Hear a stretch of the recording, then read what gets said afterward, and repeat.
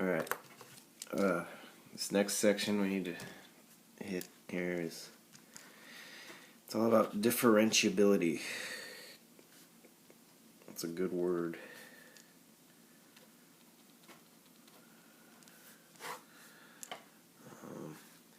All that means is if you can do the derivative or not. The ability to differentiate. Differentiation is taking the derivative, so differentiability is just, can you do the derivative or not? I've already briefly mentioned one way, or one example in class of where you cannot do the derivative, like on our ones where we were trying to graph the derivative and we had like a line connecting to another line like that. I told you at that point that you can't do the derivative, so like on your graph of the derivative, see that's positive, so that's why we had open circles, because it would be something like that, because you can't do the derivative at that point. Well, now you're going to find out why you can't do the derivative at that point. So a corner is one place where there is no derivative. It's not, another way you could say that is, it's not differentiable at that point. So to show why, I'll just start with an example. This is actually problem number 1 from the homework section. You will have to do 2 just like it. So they give you a graph. It's a piecewise function. To the left of 0 you got a parabola. Y equals x squared. And to the right of 0 you got y equals x.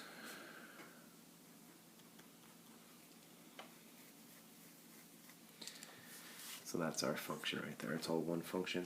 And the instructions say compare the right hand and left hand derivatives to show that the function is not differentiable at point P. Find all points where f is not differentiable. Oh, and I forgot. They tell you point P is right here. That's point P. 0, 0. So you're just going to show that it's not differentiable at that point. And they talk about right hand and left hand derivatives. And we haven't talked about that yet. But we've done right hand and left hand limits. It's pretty close to the same thing. Like the left-hand limit was just the limit as, like if I wanted the limit as x approaches 0 from the left, you would just go down like this. The limit as x approaches 0 from the right, you would follow that one down like that, and you get 0 for both of those. Well, this is just the derivative as x approaches 0 from the left, and the derivative as x approaches 0 from the right. So, I mean, the answers aren't both 0 in this case. We just have to do derivatives. So for this one over here, to do, our definition of derivative, the limit as h approaches 0 of f of x plus h minus f of x over h. Well, if we want to do the left-hand derivative, the only thing that changes in our way of finding the derivative here is we go as h approaches 0 from the left, and we calculate it the same way. So we can do that here for this side. So x plus h, plug it in, right? We'd have x plus h squared minus f of x, which is just x squared all over h.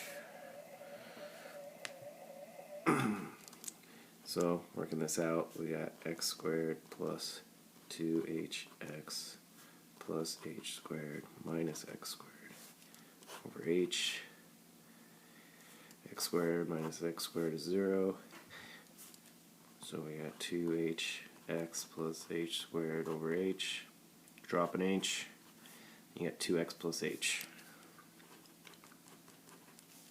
So the limit is h approaches 0 from the left of 2x plus h. Well, if we approach 0 from the left of that, plug in 0 for h, and we get 2x. Which, we could have just used the trick, right? The derivative of x squared, use the power rule, drop the 2 down in front, so that's 2, subtract 1 from the power, 2x, we could have got that.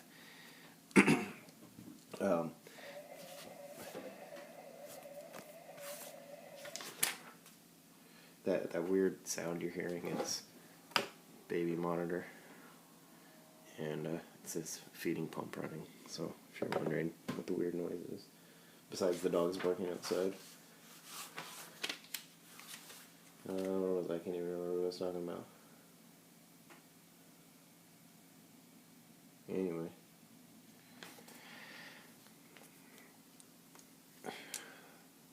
Oh, the derivative at that point then, at point P. Actually, it's 0 again, but so when x is 0, f prime of 0 in this case would be 2 times 0. So 0. Right, and that makes sense because we're getting to the bottom of the parabola, so the slope is approaching 0 as we come from the left, because at the bottom of the parabola we would hit 0. So our left-hand derivative then is 0. Now if we do it on the right, let's just skip all the work and go straight to what we know. What is the derivative of y equals x? Or maybe you don't know that one yet. Right? You know the power rule I showed you? So like if you have x squared, you multiply the 2 down in front, so it's 2x, and you subtract 1 from the power, so the derivative of x squared is 2x. Well, the derivative of x then, if you've just got x, the power rule works. That's like x to the first. Bring the 1 down in front, so you have 1, then you have x, and you subtract 1 from the power, so now you have 1x to the 0 power. Well, x to the 0 power is just 1, so your answer is just 1. And that makes sense, because isn't the slope of this always 1? So the derivative will always be 1. So if you're talking about the right-hand derivative as we come down from the right, it's going to be 1. Well, so we have a different derivative coming from the right as we do coming from the left. Therefore, the derivative at that point does not exist, because we can't have two different derivatives if we come from either way. So the instructions say find all points where f is not differentiable. There's only one point. It's right there. Everywhere else it's differentiable, because the derivatives will approach the same thing at any of those points.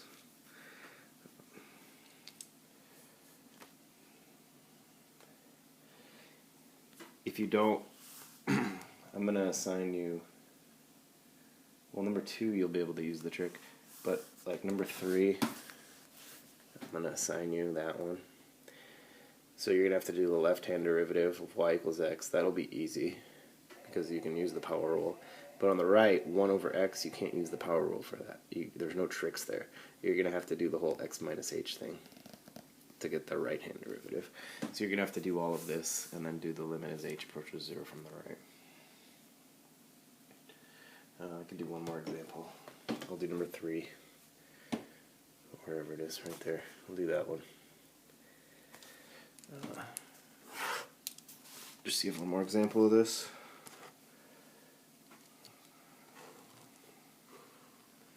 Wasn't planning on doing this, so hopefully I don't get it wrong. 1,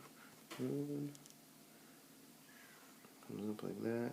That must be, there's y equals the square root of x.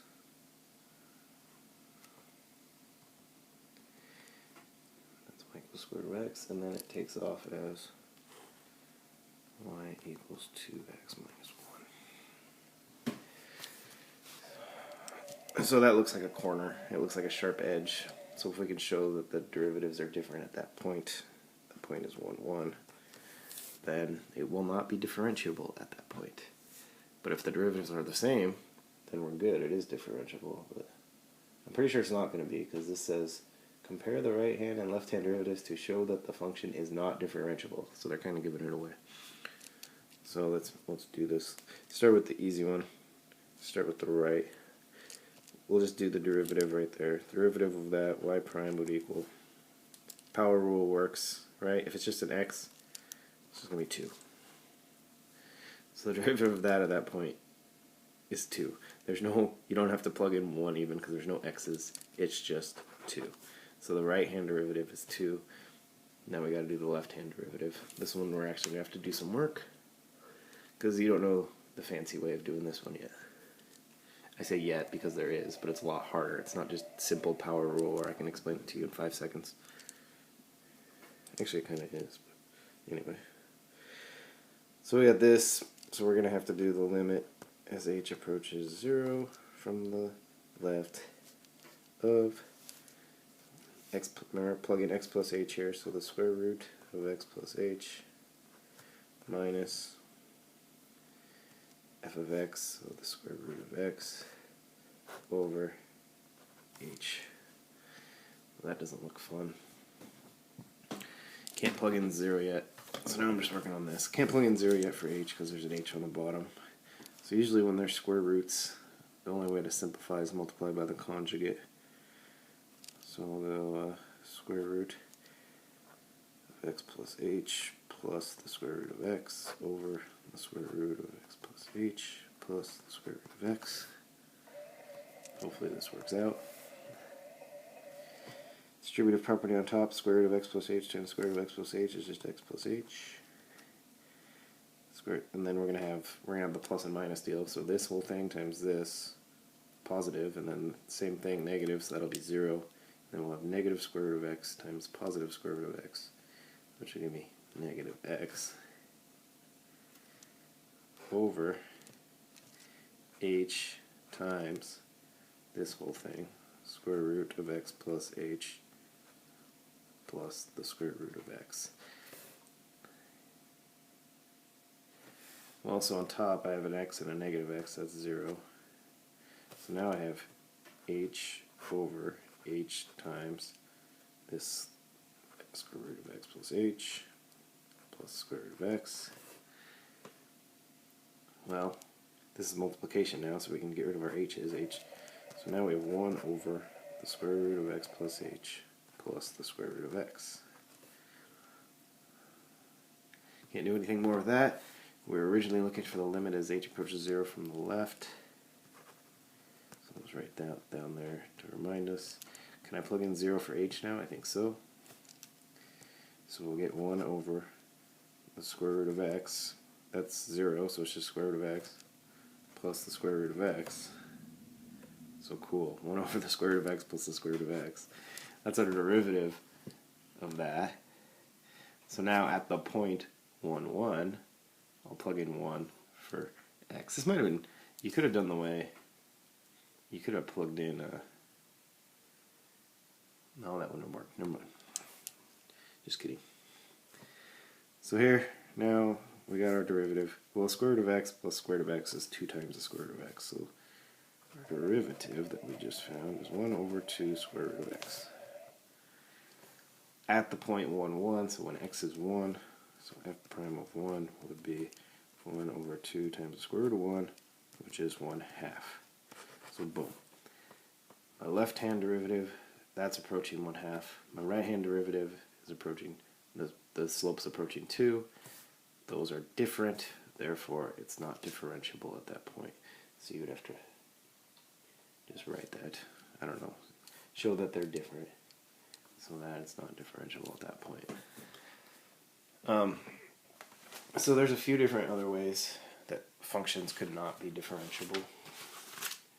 This way is just show you your book. A corner, like we just talked about, because the slopes on either side are different. So that's a corner. Like I said, a corner where the one-sided derivatives differ. We just did a couple of those. It's not differentiable at that point. There is no derivative there.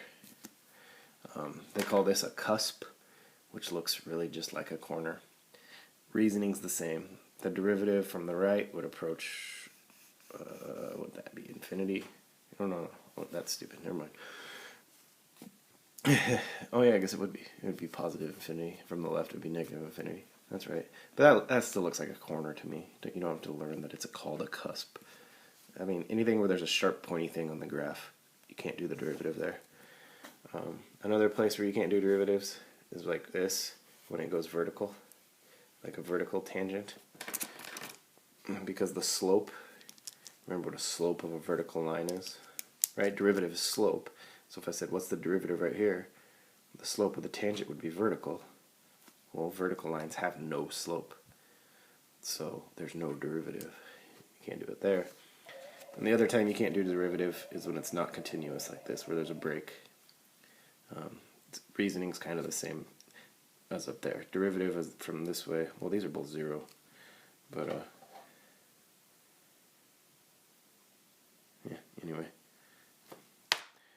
don't care why, so I'll shut up. Okay, so those are anytime you see any kind of these situations, the derivative at those points don't exist.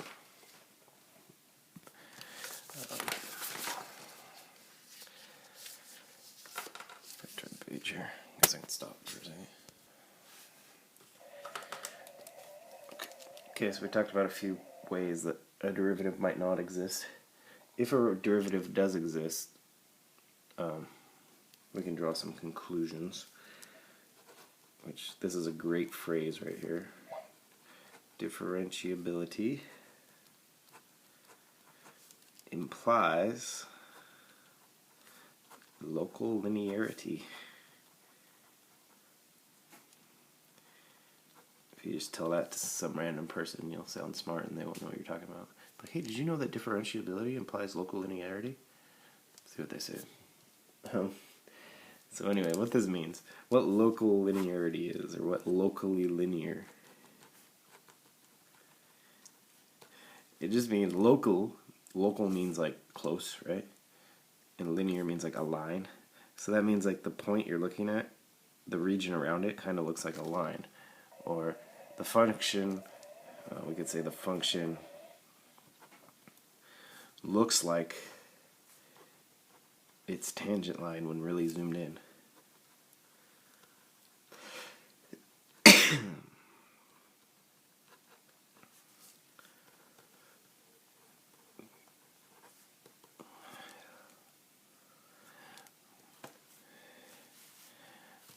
So for example, if we just talked about a parabola, if I said, is it differentiable at the vertex, of course you would say yes, you could do the derivative there.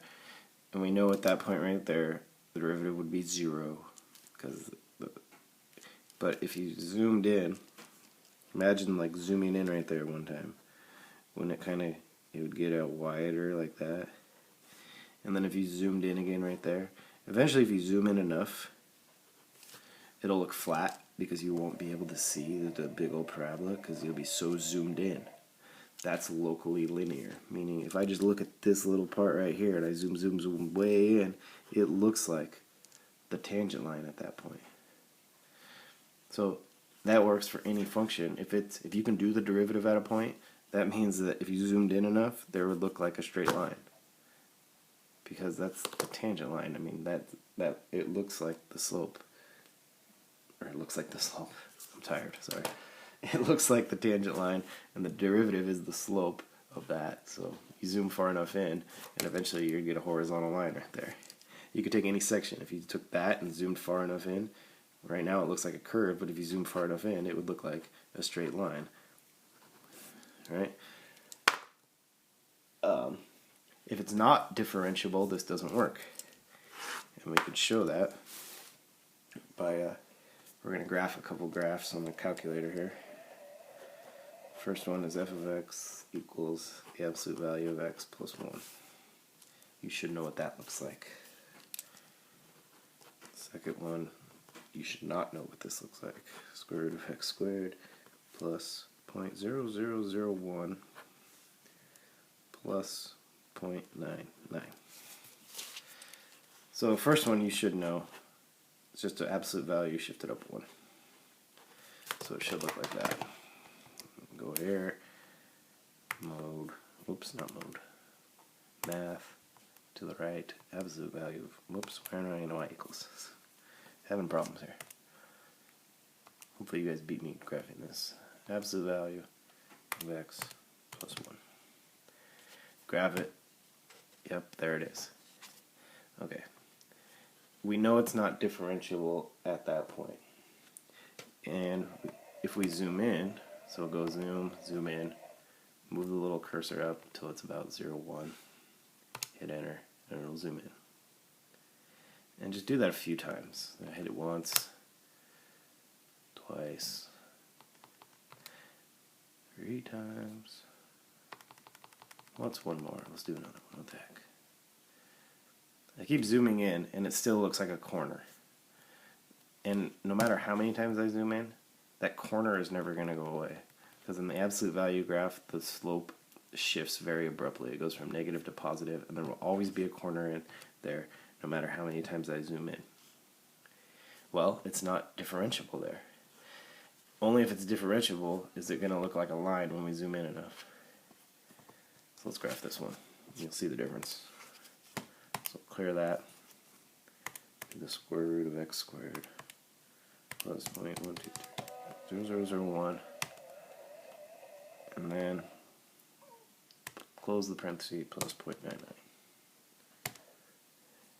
Make sure you hit zoom 6 before you graph this, otherwise it'll ruin the excitement. So if I hit zoom 6, it looks just like the absolute value graph. But let's zoom in right there and see what happens. So zoom in on 0, 1.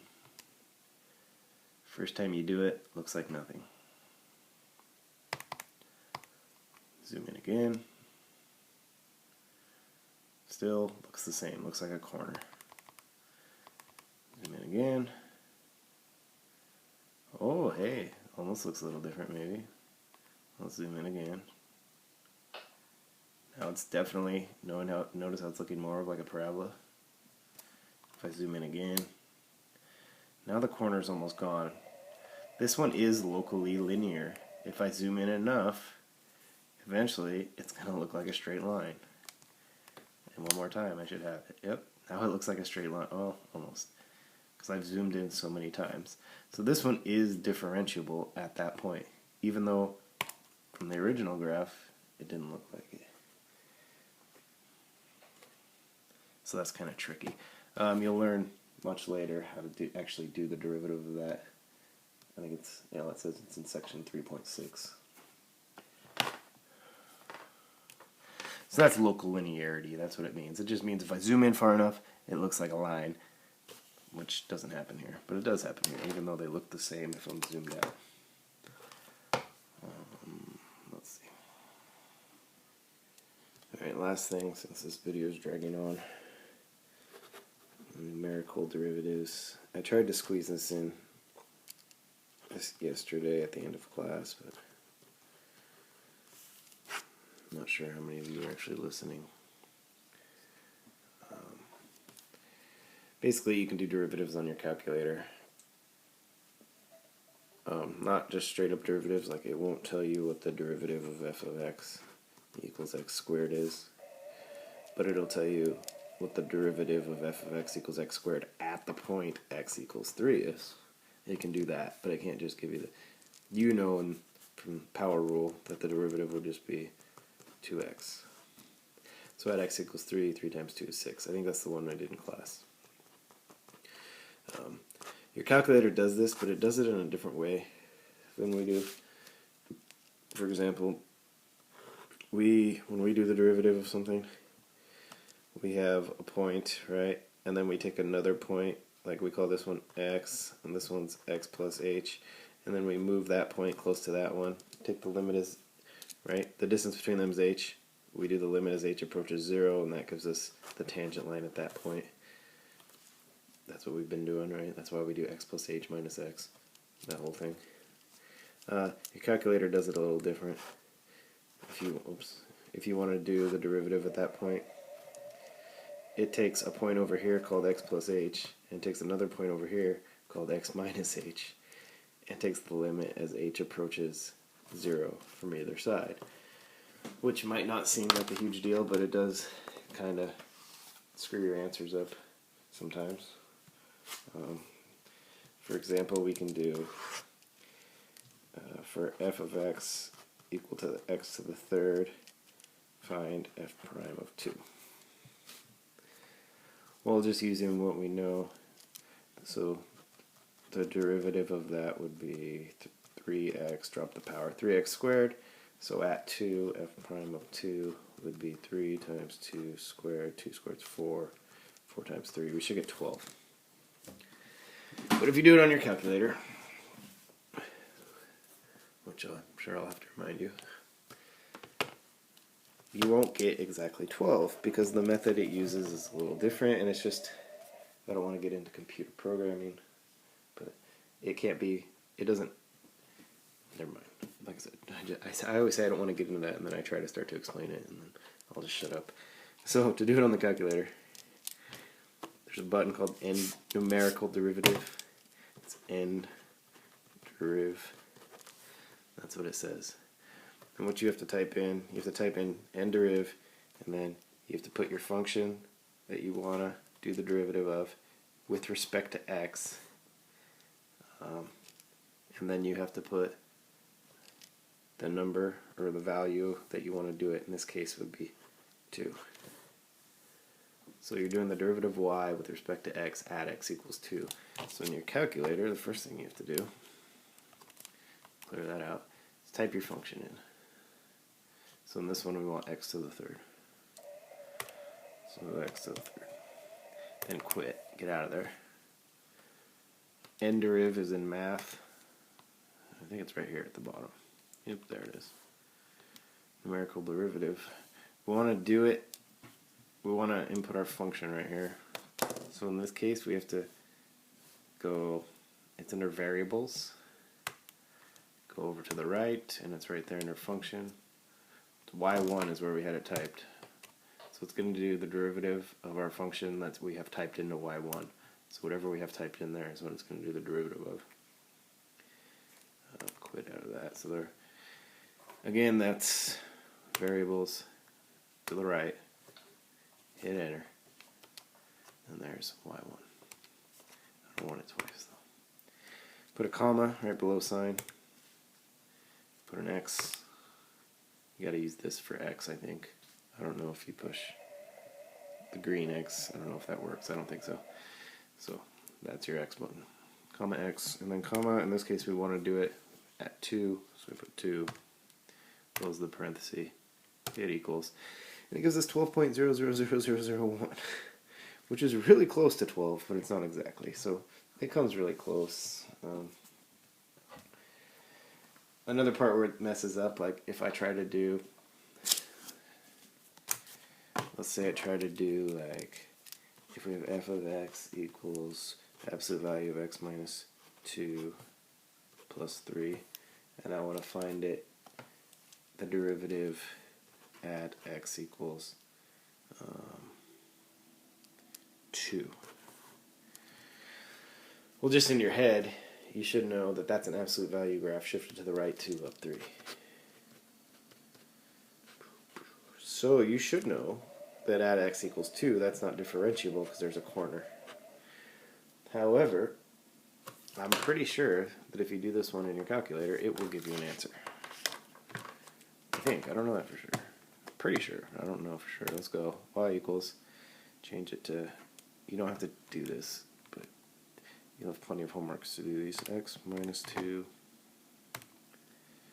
plus 3.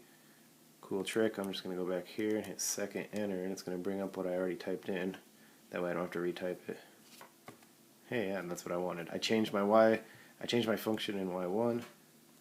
So now if I just hit the same thing, derivative of that with respect to x at x equals 2, hit enter, it gives me 0.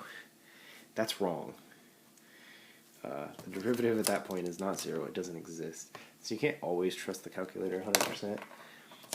And the reason it's getting 0 is because it's not using this point. It's using a point over here and a point over here, and it's okay. Said I wasn't going to explain it, so I'm not. But yeah, calculator does it kind of a weird way, so this isn't 100% accurate. So you also have to kind of be smart. Okay, so I feel like I'm talking too much. In your homework, first couple problems, I told you you're going to do left-hand derivatives, right-hand derivative, compare them. They should be different. Then you're going to do 5 through 8 right here. And I'll write this down on the paper in a second. I've realized that if I write it down first, you guys just copy it down and then start talking and then don't listen when I'm explaining like how to do it. And then you come in the next day and you're like, I didn't know how to do number 7. It's like, well, okay. Don't want to get mad in a video. So these, it's going to ask you where is it differentiable, where is it continuous but not differentiable, and neither. Continuous, you remember continuous functions, right? It's got to be continuous. You can't have a gap in it. So you're just going to say at what points is this one. For example, number 5, where is it differentiable? Everywhere.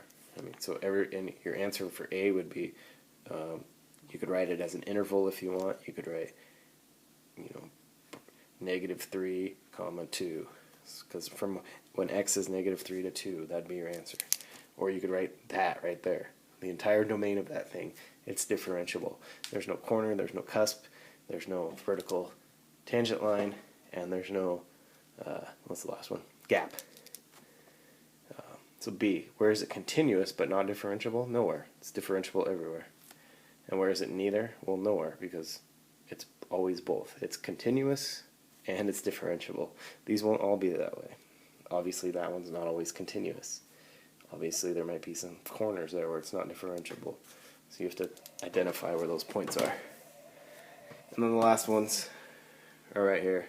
It says find the numerical derivative given. Use h as 0.001. That your calculator automatically does that. I don't know why it's telling you that. That's what your calculator uses for h. So you don't even have to worry about that. These are just doing this. Doing the numerical derivative in your calculator. So type the function in.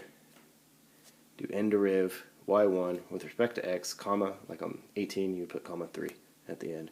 Type that in for y1 and get your answer. You're going to get the derivatives at that point. That's it. So you're going to do 2, 4, 5 through 8, 18, 20, 24. That's it. Hope this video isn't too long. I've been pushing stop, so